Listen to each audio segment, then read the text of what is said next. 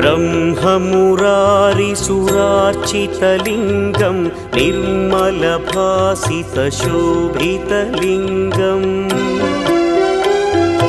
जन्मजदुःखविनाशकलिङ्गं तत्प्रणमामि सदा शिवलिङ्गम्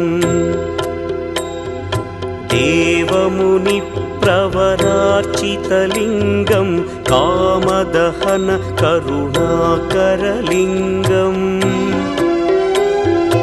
रावणदर्पविनाशकलिङ्गं तत्प्रणमामि सदा शिवलिङ्गम्